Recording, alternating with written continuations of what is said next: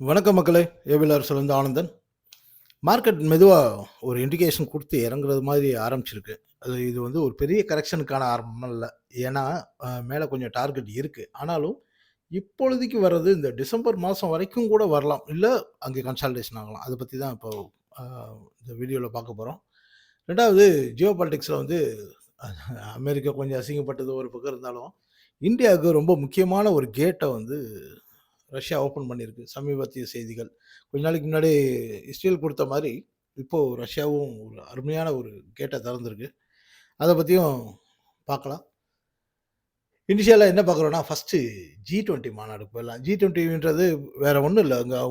அங்க பெரிய ஒப்பந்தங்கள்லாம் கையெழுத்தாகாது.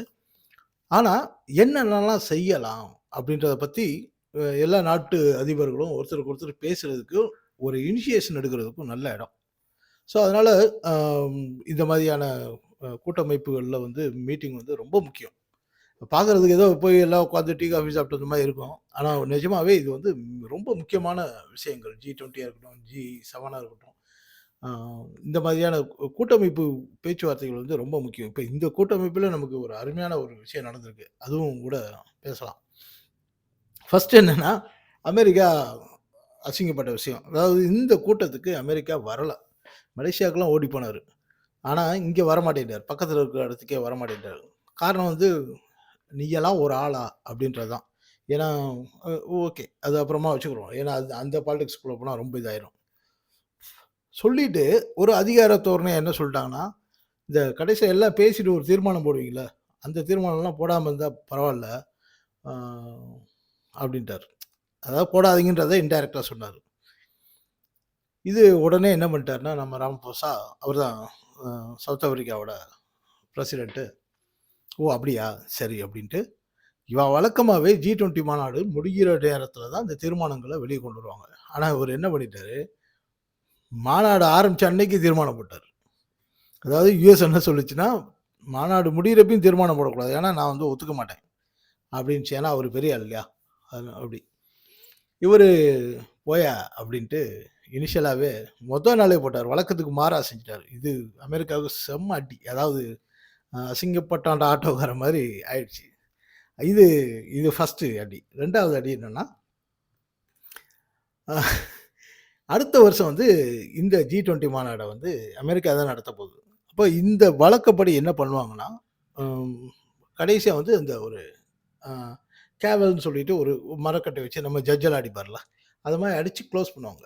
டம் டம் அடிச்சுட்டு நான் வந்து இந்த G20 மாநாடை முடித்து வைக்கிறேன் அப்படின்னு யார அந்த G20 மாநாடு நடத்துறாங்களோ, அந்த பிரசிடென்ட் வந்து அத அத ஒரு இண்டிகேஷனா வச்சிருப்பாங்கன்னு வச்சுக்கங்களேன். பெல் மாரி தரையில இந்த டேபிள்ல அடிப்பாங்க. டங் டங்ன்னு அடிச்சுட்டு, ஒரு மர சுத்தியல் முடிச்சுட்டு, அத வந்து ஃபார்மலா அடுத்த வருஷம் யாரு பிரசிடென்சியா எடுக்கிற நாடோ, அந்த நாட்டோட அதிபர்ட்ட இத ஹேண்ட் ஓவர் பண்ணுவாங்க. அது ஒரு பாரம்பரியமான விஷயம்.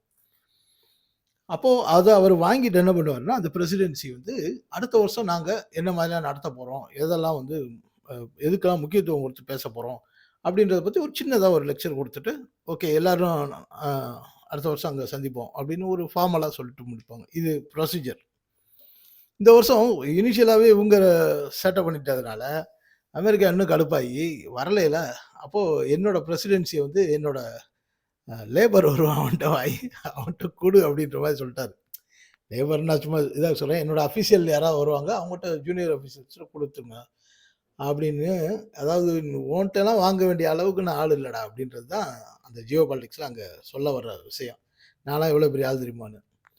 ராம்போசா என்ன பண்ணிட்டார், ராம்போசா சின்ன பயல்ட்டலாம் குடுக்க முடியாது. அதுக்கு குடுக்காமயே இருந்துட்டு போறேன். நான் இதோட முடிச்சுக்கிறேன் அப்படின்ட்டு அப்படியே டம் டம்ன்னு அடிச்சு முடிச்சுட்டாரு. இதுவும் பெரிய அசிங்கம். இது நமக்கு வெளிய இருந்து பார்க்குறப்ப ஏதோ சின்ன சம்பவமா இருக்கும்.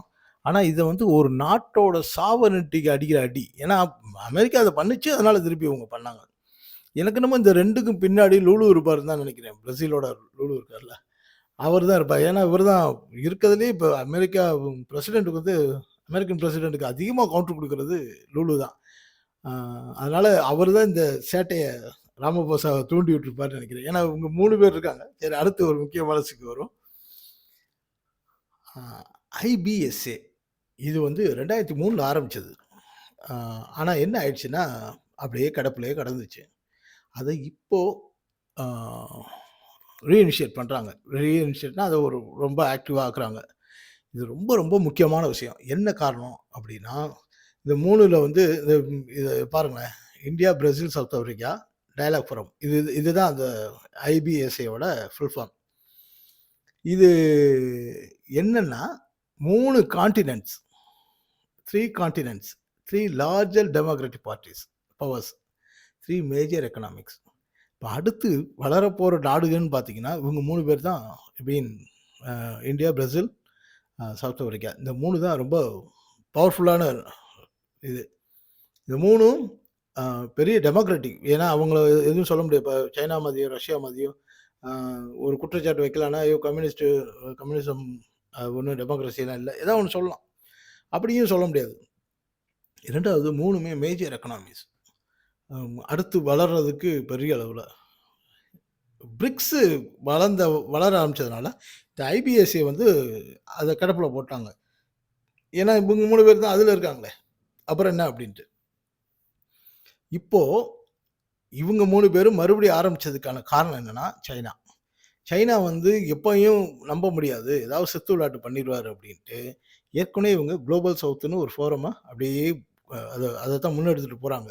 ஏன்னா வெஸ்டர்ன் கண்ட்ரீஸ் எல்லாம் குறிப்பா வ இந்தியாவையும் சேர்த்தான். இந்தியா, சவுத் ஆப்பிரிக்கா இந்த சவுத் சைட்ல இருக்கக்கூடிய கண்ட்ரீஸ் எல்லாம் அவங்க ஏதோ நாய பகரமா தான் பார்ப்பாங்க. நாங்களும் மனுஷன் தான்டா, நாங்களும் உனக்கு ஈக்குவல் தான்டா அப்படின்னு காமிக்கிற மாரி தான் கொஞ்சம் கொஞ்சமா வளர்ந்துட்டு வர்றாங்க. இதுல சைனாவும், ரஷ்யாவும் பார்த்தீங்கன்னா, பவர் டாமினேஷன் ரொம்ப பண்ணக்கூடிய ஆட்கள். ரஷ்யாவ பொறுத்தவரைக்கும் பார்த்தீங்கன்னா, என்னதான் சொன்னாலும் யுஎஸும் பயப்படக்கூடிய ஆள் தான் சைனா. Sorry Russia. அ ஏன்னா மிலிட்டரி ஃபோர்ஸு, பொலிட்டிக்கல் ஃபோர்ஸ் எல்லாம் அவங்க அளவுக்குலாம் நிஜமாவே யாரும் இல்ல. அந்த அளவுக்கு இருக்காங்க. அப்போ அவங்க டாமினேஷன்ல பிரிக்ஸ் வந்து கொஞ்சம் இதா போயிட்டு இப்ப இந்த கரன்சிய கொண்டு வான்னு சொல்றதெல்லாம் சைனாவோட டாமினன்ஸ் வேணுன்றதுக்காக சைனா பிரஷர் போட்டுட்டு இருக்கு. ரஷ்யாவுக்கும் சைனாவ இப்ப தேவைப்படுதுன்றதுனால சரி ஒரு ஒரு கரன்சி தான் உருவாக்குவோமேன்னு இருக்கு. ஆனா இதெல்லாம் இவங்கள வந்து இந்தியா, சவுத் ஆப்பிரிக்கா, பிரேசில்லாம் வந்து அவங்க தட்டி வைக்கிறதுக்கான மறுபடியும் அதான் சொல்லுவாங்கல்ல, கொதிக்கிற எண்ணெயிலேருந்து குதிச்சு அ கொதிக்கிற எண்ணெயிலேருந்து அ என்னது கொள்ளிக்கட்டையில விழுந்த மாரி அப்படின்னுவாங்கல்ல, அந்த மாதிரி போயிறக்கூடாதுன்றதுனால தான் இவங்க இதாயிட்டு இருக்காங்க. ஆனா இப்ப இவங்க 3 பேருமே முக்கியமா சொல்லணும்னா இந்த இந்த இந்த 3 எல்லாம் விடுங்க. ஆனா இந்த 3 இருக்காங்கல்ல, இந்த 3 இந்த 3 பேரையுமே ட்ரம்புக்கு பிடிக்காது. இவங்க 3 பேருக்கும் ட்ரம்ப பிடிக்காது. அது வேற விஷயம். அதாவது சமீபத்திலன்னு வச்சுக்கங்களேன். முதல்ல எல்லாரும் கூடி குழாவிட்டு தான் இருந்தாங்க. ஜியோ பாலிடிக்ஸ் தான. இது முதல்ல வந்து அ அதே மாரி ரிக்ன்னு சொல்லிட்டு இருந்தோம். பிரிக்ஸ்ல இருந்த ஆர்ஐசி இருக்குல்ல, அந்த ரிக் வந்து தனியா ஒரு ஃபார்ம் எடுத்தா வேர்ல்ட மறுபடி பயங்கரமா ரூல் பண்ணலாம். அதாவது மிலிட்டரி பவர் அப்படின்னு வச்சுக்கோங்களாமே. எந்த நாடும் வந்து அக்ரஸிவ் காமிக்க முடியாது அப்படின்ற மாரி. இவங்க 3 பேர் சேரணும். ரஷ்யா, இந்தியா, சைனா சேரணும். இதுக்கு வாய்ப்பே இல்ல. சைனாவும், இந்தியாவும் சேர்றதுக்கு வாய்ப்பே இல்ல. அதனால அப்படி ஒண்ணு பேசிட்டு இருக்க நேரத்தில, இப்போ இங்க வந்து பிஏஎஸ் வந்துருச்சு பாருங்க. அது இங்க ரிக் மாதிரி இங்க பெஸ்ஸு. Brazil, India, south Africa. இது எதுக்கு சொல்றோம்னா, இன்னைக்கு யுஎஸ்ஸ போயா அப்படின்னு தள்ளி விடுற அளவுக்கு இன்னைக்கு G20ல நடத்தியிருக்கோம். ஆ அதனால இது ரொம்ப முக்கியமான ஒரு ஃபோரமா மாறிட்டுருக்கு. இந்த ஃபோரம் சக்சஸ் ஆச்சு அப்படின்னா, ஜியோ பாலிடிக்ஸ்ல உலகத்திலே பெரிய மாற்றம் குடுக்கும். ஸோ இத நோட் பண்ணி வச்சுக்கங்க. அடுத்து பிரிட்டன் வந்து ஒரு மினரல் ஸ்ட்ராட்டஜி வந்து அ புதுசா வந்து உருவாக்கியிருக்காங்க. என்ன மினரல் ஸ்ட்ராட்டஜி அப்படின்னா, இந்த கிரிட்டிக்கல் மினரல் ஸ்ட்ராட்டஜி வந்து உருவாக்கியிருக்காங்க. என்னன்னா, அதில புதுசா ஒரு சில வச்சிருக்காங்க. சுருக்கமா சொல்றேன். இதில ரொம்ப முக்கியமான விஷயம் இருக்கு. அதுக்காக சொல்ல வந்தேன். அதாவது அவங்க உள்நாட்டிலேயே தயாரிக்கணும். உள்நாட்டிலேயே மைன்ஸ் எல்லாம் ரெடி பண்ணணும். குளோபல் டைவர்சிஃபிகேஷன் வச்சுக்கணும். அப்புறம் இன்னோவேஷன் அண்டு ஆ சப்ஸ்டிடியூஷன்லாம் வச்சுக்கணும். ஸ்கில்ஸ டெவலப் பண்ணணும். ரிசர்ச் பண்ணணும். இதெல்லாம் பிளா இது வழக்கமா எல்லா நாடும் சொல்றது தான். ஆனா, முக்கியமான விஷயம் இதில பார்த்தீங்கன்னா, மைனிங் செய்யணும் அப்படின்னா, இவ்வளோ நாள் எல்லா நாட்டிலயும் பொல்யூஷன் ஆனா பரவால்ல. என் நாடு நல்லா இருக்கும்னு நெனச்சேன். இப்ப நீயே மைனிங் பண்ண போறேல்ல. சரி போ. இது இல்ல விஷயம் இங்க. இந்த ரீயூஸ் அண்ட் ரீசைக்கிள் இருக்குல்ல, அது ரொம்ப முக்கியமான ஒரு விஷயம். என்னன்னா, வேஸ்ட் ரெக்கவரி அதுவும் எல்லா நாடும் பண்ணிட்டு இருக்கு. இப்போ அவங்க ரொம்ப சீரியஸா ஒரு விஷயத்த சொல்றாங்க. எக்ஸ்டெண்ட் ப்ராடக்ட் லைஃப் ஸ்பேன் அப்படின்றாங்க. அதாவது நம்ம ஊர்ல மிந்தி செஞ்சுட்டு இருந்தோம்ல ஒரு 20 வருஷத்துக்கு முன்னாடி. ஒரு ப்ராடக்ட் வாங்குறோம்னா, அது எத்தன வருஷம் உழைக்கும் அப்படின்றத அதுதான் நம்மளோட பிரைமரி கொஸ்டினா இருக்கும். விலை 2வது தான் இருக்கும். அது நல்லா உழைக்குமாங்க? ஒரு செருப்பு வாங்குறப்பயே நம்ம விளக்குமாறு வாங்குறப்பயே கூட நம்ம பேசுவோம். நல்லா உழைக்குமா? எவ்வளோ நாளைக்குங்க உழைக்கும்? அப்படின்னு பேசுவோம்.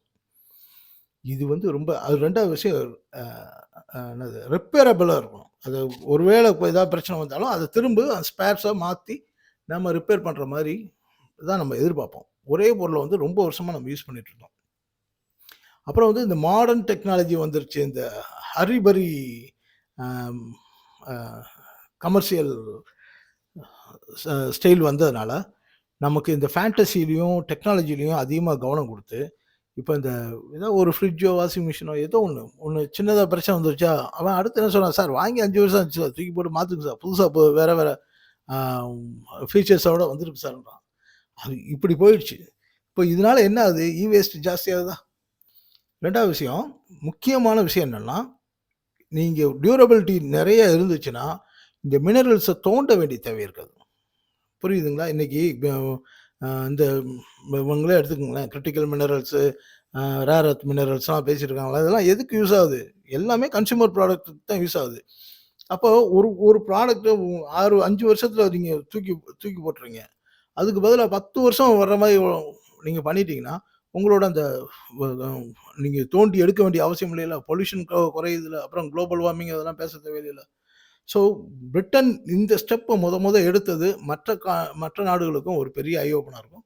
ஸோ அது கொஞ்சம் இன்னும் நல்ல விஷயத்த நோக்கி மறுபடியும் நகருது. அதான் பெல் பாட்டம் போட்டுட்டாங்க. அப்புறம் டைட்ஸ் போட்டான். அப்புறம் பேக்கி போட்டான். அப்புறம் மறுபடியும் நார்மல் பேண்ட் போட்டான். மறுபடியும் பெல் பாட்டம் போனான். அதே மாரி இப்ப மக்கள் மறுபடி லைஃப் ஸ்பேனோட ப்ராடக்ட்ட எதிர்பார்க்க ஆரம்பிச்சிருக்காங்க. இது ரொம்ப முக்கியமான விஷயம். அதனால இன்னைக்கு கொஞ்சம் பெருசா போனாலும் பரவாயில்லன்னு தகவல சொல்லிருவோம். அடுத்து ரொம்ப டைம் போயிட்டே இருக்கிறதுனால சுருக்கமாவே சொல்லிர்றேன். ரஷ்யா வந்து இப்போ இந்தியாவுக்கு ஐஸ் பிரேக்கர் ஆ ஷிப் இருக்கு இல்லையா? அத மேனுஃபேக்சரிங் பண்ணுவோம். நாம எல்லாம் கூட்டா சேர்ந்து செய்வோம்னு ஒரு ஆஃபர் குடுத்துருக்காங்க. இது இந்தியாவுக்கு கிடைச்ச ஒரு பெரிய புது விஷயங்க. அ ப அதாவது மற்ற விஷயம்லாம் கூட இப்போ ராக்கெட் சயன்ஸ் மற்றதெல்லாம் கூட ஒவ்வொரு நாட்டிலேருந்தும் கிடைச்சிரும். ஆனா இந்த ஆர்க்டிக் ரீஜியன்ல ஐஸ் பிரேக்கர் அ ஷிப் இருக்கு இல்லையா? இது இந்தியாவுக்கு ஒரு மிகப்பெரிய புதிய பாதைய திறந்து விடுது. இந்தியா எதிர்பாராத ஒரு economic growth and technology growth. எ எதுக்கு இது சொல்றோம்? எப்படி இருந்தாலும் அது மாதிரி ஒரு ஸ்டாக்க தேடி நீங்க வாங்கலாம். லாங் டெர்ம் இன்வெஸ்ட்மென்ட்க்கு. என்ன விஷயம் அப்படின்னா, ஆர்க்டிக் ரீஜியன்ல வந்து கடல் வந்து எப்பயும் உறைஞ்சு போயிருக்கும். நெறைய பல இடங்கள்ல உறைஞ்சு போயிருக்கும். அப்ப கப்பல் போறப்ப டைட்டானிக்லாம் அடிச்சு விழுந்துச்சு. அந்த மாரின்னு வச்சுக்கங்களேன். அப்ப கப்பல் போறப்போ உங்களுக்கு பாத இது பண்றதுக்காக முன்னாடி இருக்கக்கூடிய ஐஸ் ஐஸ் பார வந்து ஐஸ்பெர்க்க வந்து அப்படியே உடைச்சுக்கிட்டே ஒரு கப்பல் போகும். அதாவது ஒரு பாதைய உருவாக்கி குடுக்கும். அப்புறம் பின்னாடி இந்த கப்பல் வரலாம். அப்ப சரக்கு கப்பல்கள் வரும். இந்த உடைச்சுட்டு போற கப்பல் இருக்குல்ல, இது இது இது வந்து ரஷ்யாட்ட மட்டும் தான் இருக்கிறதுலே ஹையஸ்ட் டெக்னாலஜியோட வச்சிருக்காங்க. இன்னைக்கு ரொம்ப அ அவன்ட்ட இருக்க அளவுக்கு எதுவும் இல்ல. அந்த மாரி வச்சிருக்காங்க. இப்படி இந்த அ கப்பல் அங்க அந்த ரீஜியன்ல போறதுக்கு எதுக்கு அவ்வளோ முக்கியம்? ஏன்னா, இப்ப நீங்க யோசிச்சு பாருங்க. ஆர்க்டிக் சைட்ல வந்து பெருசா எந்த நாடுகளும் இல்ல. யூரோப்போட பார்டர தவிர வேற எதுவும் பெருசா இல்ல. இல்லாட்டி அந்த பக்கம் யுஎஸ்க்கு போலாம். அ ஐ மீன் யுஎஸ்க்கும் கனடாக்கு வேணா போலாமே தவிர, யுஎஸ்க்கு போறதுக்குலாம் அப்படி சுத்தி போறதுக்கு இப்படி போயிரலாம். ஸோ இது ரொம்ப முக்கியமான விஷயம். ஏன் ஏன் இருக்கு அப்படின்னா, இங்க பெரும்பாலான யூரோப் கண்ட்ரீஸு இல்ல நார்தர்ன் சைட்ல இருக்கக்கூடிய பெரும்பாலான கண்ட்ரீஸ் வந்து சூயஸ் கேனல தான் அதிகமா யூஸ் பண்ணிட்டு இருக்காங்க. சூயஸ் கேனல்ன்றது மேட் கேனலு. அத யூஸ் பண்றதுனால நெறைய டிராஃபிக் ஆகுது. நெறைய டிமாண்ட் ஆகுது. இத தவிர இப்ப அந்த ஏரியால வந்து இந்த ஜியோ பாலிடிக்ஸ் எப்பயுமே டென்ஷனா இருக்கிறதுனால, இப்ப கூட பாருங்க ஈரான் வந்து ஒரு கப்பல்லாம் புடிச்சு நிப்பாட்டி வச்சுட்டு, "என்னப்பா சொல்ற?" உள்ள செக் பண்ணி அனுப்புறது. அது மாதிரி டிலே பண்றது. பாலிடிக்ஸ் ஆயிடுச்சுன்னா இதாகும். ஸோ இந்த டிராஃபிக்லாம் அவாய்ட் பண்றதுக்காக, நார்தர்ன் சீலயே மேல அ ஆர்க்டிக் மேல நீங்க அங்க ஒரு கப்பல் வழித்தடத்த உருவாக்கிட்டீங்கன்னா, யூரோப்லேருந்து சைனாக்கு வர்றதோ, ஜப்பானுக்கு வர்றதோ, அங்கேருந்து இந்தியாக்குள்ள வர்றதோ, ஆசியன் கண்ட்ரீஸ்குள்ள அக்சஸ் பண்றதுக்கு ரொம்ப ஈஸி ஆயிடும். ஸோ இந்த வழித்தடத்த உருவாக்குற கப்பல ரஷ்யா நெறையா இப்போ வந்து நெறைய இனிஷியேட் பண்றதுக்கு விரும்புறாங்க. என்ன காரணம்னா, அப்படி பண்ணுறதுக்கு ஒரு பெரிய சர்வீஸ் சார்ஜ் கொடுப்பாங்க ஒவ்வொரு கப்பலும். ஸோ அது ஒரு பெரிய வருமானம். 2வது அங்கங்கே வந்து அதான் டோல்கேட் மாதிரி போடுறது தான். அங்கங்கே வந்து ஒரு ஹார்பரை போட்டு நிறைய இப்போ ரஷ்யா வந்து ஹார்பர் பில்ட் பண்ணிட்டு இருக்காங்க. அங்கே சரக்குகளை மாற்றி விடுற வேலைகள்லாம் செய்கிறப்போ அது ஒரு பெரிய பிஸ்னஸ். சரி, இதுக்கு நமக்கு என்ன சம்மந்தம் அப்படின்னீங்கன்னா, நீங்கள் அது அந்த டெக்னாலஜியை வந்து வேறு யாருக்கும் கொடுக்காம இந்தியாவுக்கு வந்து நிறைய செஞ்சு கொடுக்க சொல்கிறாங்க. காரணம் வந்து இந்தியாட்ட ஏன் சொல்கிறாங்க அப்படின்னா, நம்மகிட்ட நல்ல ஷிப்யார்ட்ஸ் இருக்குது, நிறைய டாக்ஸ் இருக்குது. அதாவது இன்னும் ரொம்ப பெருசாக சொல்லணும்னா இந்த கொச்சின் ஷிப்யார்டு, மசகான் டாக்கு, இந்த பக்கம் வைசாக்ல இருக்க டாக்கு, இது எல்லாமே பெரிய கப்பல்கள் கட்டுறதுக்கான தகுதி உள்ள கெப்பாசிட்டி உள்ள விஷயங்கள், இடங்கள். 2வது இந்த டெக்னாலஜியை நம்மகிட்ட கொடுக்குறத விட சைனாட்ட கொடுத்தா இன்னும் ஃபாஸ்ட்டாக செஞ்சு கொடுத்துருவான். இருந்தாலும் ஏன் நம்மகிட்ட கொடுக்குறான் அப்படின்னா, சைனா வந்து டெக்னாலஜியை திருடிட்டு போயிடுவான். திருடிட்டு வேறு இடத்துல யூஸ் பண்ணிடுவாங்க. நாம் இதுவரைக்கும் ரஷ்யாட்ட நடந்துக்கிட்ட விதத்தில் எப்பயுமே இந்த முதுகில் குத்துற வேலை செஞ்சதில்லை. அதனால் நம்மளை பண்ணிட்டான். சரி, இதே டெக்னாலஜி வெஸ்டர்ன் கண்ட்ரிஸில் கொடுக்கலான்னா அவன் எல்லாம் சாங்ஷன் போட்டு வச்சுருக்கான். அவங்கள எதிர்த்து பண்ணுற அளவுக்கு ஒரு நாடு வேணும்னா அது இந்தியாவாக இருக்குது.